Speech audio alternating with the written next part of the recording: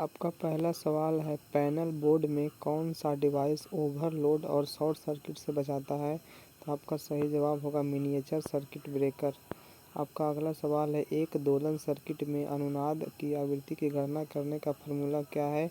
तो आपका सही जवाब होगा FR बराबर 1/2 पाई अंडर रूट LC होगा।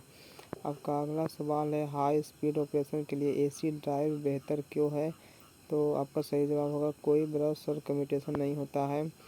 क्रमशः लाल रंग, बैगनी और सोने के 4 रंग बैंड के साथ प्रतिरोधक का न्यूनतम और अधिकतम मूल्य क्या है? तो आपका सही जवाब ऑप्शन ए 25,650 से लेकर 28,350 वोल्ट तक होगा, ओम तक होगा। एक डिस्चार्ज सेल के आंतरिक प्रतिरोध में क्या प्रभाव होता है? तो अधिक प्रभाव होता है। आपका अगला सवाल है, पावर ट्रांसफार्मर बुखुज रिले का क्या कार्य है? तो ओवरलोड और शॉर्ट सर्किट से प्रोटेक्शन देता है। आपका अगला सवाल है, स्टार्टर बाइंडिंग शॉर्ट और ओपन फॉल्ट का परीक्षण करने के लिए किस उपकरण का उपयोग करते हैं? तो इंटरनल ग्राउलर का उपयोग करते हैं। आपका अगला सवाल है, उस सबस्टेशन का नाम क्या है जिसके सभी उपकरण स्टेशन भवन के भीतर स्थापित किए जाते हैं? तो इंडोर सबस्टेशन नाम देते हैं उसका। आपका अगला सवाल है, कोयले से उत्पन्न बिजली का नाम क्या है? तो थर्मल पावर है। कौन सा device point contact ground diffusion और एलॉय जंक्शन विधियों का उपयोग करके बनाया जाता है? तो आपका सही जवाब ऑप्शन बी ट्रांजिस्टर होगा। और 2 पोल 24 स्लॉट 12 कोल और 3 फेज प्रति फेज जोड़ी कॉइल की संख्या क्या होगी? तो आपका सही जवाब ऑप्शन बी 4।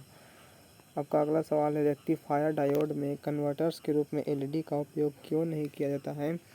तो आपका सही जवाब ऑप्शन है बहुत निम्न पावर डिवाइस होता है। आपका अगला सवाल है, जनरेटर का नाम क्या है यदि इसका आर्मेचर के साथ समांतर में जुड़ा हुआ है? तो शंट जनरेटर होगा। आपका सही जवाब क्या होगा? Shunt generator. आपका अगला सवाल है, बड़े DC जनरेटर में क्षतिपूर्ति वाइंडिंग क्यों प्रदान की जाती है? तो आपका सही जवाब है आर्मेचर प्रतिक्रिया के बीच चुंबकीय प्रभाव को न्यूट्रलाइज करने के लिए किया जाता है। कौन सा इलेक्ट्रॉनिक सर्किट बिना इनपुट के सिग्नल तरंगों या पल्सेस का उत्पादन करता है? तो ऑसिलेटर दोलक करता है। आपका अगला सवाल है, किस सिंगल फेज मोटर में स्क्वायरल केज रोटर होता है? तो रिपल्सन मोटर में स्क्वायरल केज रोटर होता है। आपका अगला सवाल है, जैसा कि चित्र में दिखाया गया है, स्टार्टर का प्रतीक का नाम क्या है? तो ये आपका सही जवाब होगा स्टार डेल्टा स्टार्टर है आपका। किस ड्राइव में V/F अनुपात को स्थिर रखना क्यों आवश्यक है? तो आपका सही जवाब सभी गति पर रेटेड टॉर्क बनाए रखने के लिए होता है। आपका अगला सवाल है, ACSR का मतलब है? ऑप्शन डी आपका एल्यूमिनियम कंडक्टर स्टील रेनफोर्स्ड होता है। आपका अगला सवाल है, ध्वनि रिकॉर्डिंग उपकरणों के लिए हिस्टैरिसीस मोटर उपयुक्त क्यों होती है? तो शोर रहित ऑपरेशन होता है इसका। पैनल बोर्ड में 2 अलग अलग अर्थिंग प्रदान करने का क्या कारण है? तो आपका सही जवाब अन्य विफलता के मामले में एक अर्थिंग सुनिश्चित करता है। दिए गए चित्र सर्किट का नाम क्या है? इस चित्र में दिए गए सर्किट का नाम क्या है? तो आपका सही जवाब होगा semi automatic star delta starter का कंट्रोल सर्किट होगा। आपका अगला सवाल है, चित्र में दर्शाए अनुसार बाइंडिंग मशीन के एक से चिन्हित भाग का नाम बताइए। इस चित्र में जो एक से चिन्हित भाग का नाम बताना है, तो आपका सही जवाब क्या होगा? मंड्रेल।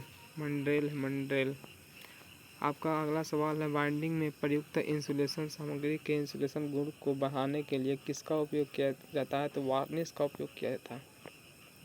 जैसा कि चित्र में दिखाया गया, रोटरी कन्वर्टर्स X के रूप में चिन्हित भाग का क्या कार्य है? तो इसमें X के रूप में चिन्हित भाग का क्या कार्य है? तो डायरेक्ट करंट एकत्रित करता है। आपका अगला सवाल है, 220 वोल्ट RMS AC वोल्टेज का पीक वोल्टेज क्या होगा? तो आपका सही जवाब ऑप्शन ए 311.12 वोल्टेज होगा। आपका अगला सवाल है, छोटे टेबल फैन के लिए किस प्रकार की मोटर का उपयोग होता है? तो आपका सही जवाब option C shaded pole motor. आपका अगला सवाल है, एक तरंग घायल 6 ध्रुव DC मशीन के समानांतर पथ है। तो आपका सही जवाब ऑप्शन सी 2 होगा। वार्निशिंग से पहले रीबाइंडेड AC मोटर के लिए प्री हीटिंग की आवश्यक होती है। तो आपका सही जवाब ऑप्शन नमी किस में वाइंडिंग में नमी को सुखाने के लिए होता है। स्वचालित स्टेप्ड वोल्टेज स्टेबलाइजर का अनुप्रयोग कौन सा है? तो टेलीविज़न होगा। आपका अगला सवाल है 36 स्लॉट 36 कॉइल और 4 पोल वाले मोटर के लिए 3 phase double air distributed winding के लिए कॉइल की संख्या प्रति पोल की गणना करें तो 3 कॉइल प्रति पोल होंगे। आपका सही है जवाब। कंट्रोल पैनल वायरिंग में प्रयुक्त डीन रेल का क्या उद्देश्य होता है? तो आपका सही जवाब ऑप्शन बी, बिना स्क्रू के कंट्रोल एसेसरीज को माउंट करता है। आपका अगला सवाल है फूड मिक्सर मोटर्स में किस गति नियंत्रण विधि का उपयोग होता है? तो आपका सही जवाब ऑप्शन है सीरीज फील्ड टैपिंग विधि। आपका अगला सवाल है अल्टरनेटर के इंसुलेशन प्रतिरोध को मापने के लिए उपयोग किए जाने वाले उपकरण का नाम है? तो मेगर। आपका अगला सवाल है यदि लोड बढ़ता है तो डीसी शंट जनरेटर का टर्मिनल वोल्टेज क्यों कम हो जाता है? तो आर्मेचर प्रतिक्रिया प्रभाव के कारण कम हो जाता है। स्लिपरिंग इंडक्शन मोटर को बाउंड रोटर से क्यों फिट किया जाता है? तो आपका जवाब ऑप्शन डी, उच्च स्टार्टिंग और रनिंग टॉर्क पाने के लिए। आपका अगला सवाल है सिंगल फेज इंडक्शन मोटर का कार्य सिद्धांत क्या है? तो आपका सही जवाब ऑप्शन डी, फैराडे के विद्युत चुंबकीय प्रेरण के नियम। आपके थ्योरी का last question synchronous motor operation के लिए डीसी आपूर्ति क्यों आवश्यक है? तो मोटर को सिंक्रोनस गति से चलाने के लिए। आपके वर्कशॉप कैलकुलेशन का पहला क्वेश्चन कौन सा प्रतिबल है? चित्र में दिखाया गया कौन सा प्रतिबल है? तो आपका सही जवाब ऑप्शन सी, कर्तन प्रतिबल है। आपका अगला सवाल है ए प्लस बी के होल स्क्वायर का विस्तृत रूप क्या होगा? A square plus 2ab plus B square होगा। आपका अगला सवाल है साधारण ब्याज में साल को कैसे दर्शाया जाता है? तो एन के रूप में दर्शाया जाता है, एन के रूप में। ए माइनस बी के होल स्क्वायर क्या होगा? तो आपका सही जवाब ऑप्शन है A square minus 2ab plus B square होगा। आपका अगला सवाल है 14x plus 3y plus 25x plus 2y का मान होगा 39x प्लस 5y। आपका अगला सवाल है स्नेहक का उद्देश्य क्या है? तो घर्षण को कम करने के लिए होता है। आपकी इंजीनियरिंग ड्राइंग का पहला सवाल 250 वोल्ट से कम वोल्टता वाली क्या कहलाती है? तो लो टेंशन कहलाती है। आपका अगला सवाल है एसी वोल्टेज को बढ़ाने या घटाने वाली स्टैटिक मशीन कौन सी है? तो ट्रांसफार्मर है। अब अलाइन इंसुलेटर की सामग्री क्या है? तो पोर्सिलिन क्ले। निम्न में से कौन एसी एमीटर है? तो आपका सही जवाब ऑप्शन है ये रहा एसी मीटर। आपका अगला सवाल है निम्न में से नॉट गेट कौन सा है? तो ये आपका सही जवाब ऑप्शन है ये नॉट गेट है। आपका अगला सवाल है गेट का नाम बताएं। ये चित्र में दिखाया गया गेट ये कौन सा गेट है? तो ये है not and gate, and gate है। आपके एम्प्लॉयबिलिटी स्किल का पहला क्वेश्चन है रिक्त स्थानों को उचित शब्दों से भरें ताकि सार्थक वाक्य बन सकें। Rain water harvesting to prevent water scarcity. आपका सही जवाब option C, helps. Rain water harvesting helps to prevent water scarcity. यदि टीम का कोई साथी अपना निर्धारित कार्य पूरा करने में संघर्ष कर रहा है तो आपको क्या करना चाहिए? आपका सही जवाब ऑप्शन सी, उसके टास्क को पूरा करने के लिए उसे हेल्प या सपोर्ट ऑफर करना चाहिए। आपका अगला सवाल है सर्च इंजन कौन सा है? तो गूगल सर्च इंजन है। आपका यह विश्वास करना कि आप में सहने सपनों को हासिल करने की क्षमता क्या कहलाता है? तो आत्मविश्वास कहलाता है। आपका अगला सवाल है कंप्यूटर या मशीन की मानव मस्तिष्क की क्षमताओं के नकल करने की क्षमता को क्या कहा जाता है? तो आपका सही जवाब ऑप्शन डी, आर्टिफिशियल इंटेलिजेंस कहा जाता है। निम्नलिखित में से कौन सा तरीका लोगों के साथ अच्छा काम करने में मदद कर सकता है? तो आपका सही जवाब ऑप्शन है चुनौतीपूर्ण स्थितियों में शांत रहकर ध्यान देना होता है। आपका अगला सवाल है अपने व्यापार के लिए कोई उपकरण खरीदते समय आप निर्णय कैसे लेंगे? तो आपका सही जवाब ऑप्शन बी, सभी विवरणों को देखें, आवश्यकताओं और बजट के बारे में ध्यान से सोचना और फिर चुनाव करना। आपका अगला सवाल है आपके ग्राहकों का फीडबैक प्राप्त करने के लिए क्या आवश्यक है? तो मार्केट सर्वे आवश्यक होता है। आपका अगला सवाल है किस नौकरी के लिए आवेदन करने से पहले आवश्यक कौशल की जांच करना महत्वपूर्ण है? क्योंकि आपका सही जवाब यह सुनिश्चित करने के लिए आप काम अच्छे से कर सकते हैं कि नहीं। आपका अगला सवाल है टीम वर्क के लिए निम्नलिखित में से क्या आवश्यक है? तो आपका सही जवाब ऑप्शन सी उचित कम्युनिकेशन आवश्यक है।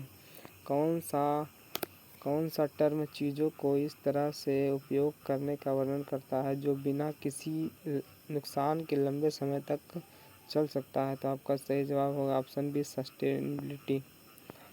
आपका अगला सवाल है, रिज्यूमे शब्द फ्रेंच भाषा से आया है और इसका अर्थ है ऑप्शन डी संक्षेप समरी।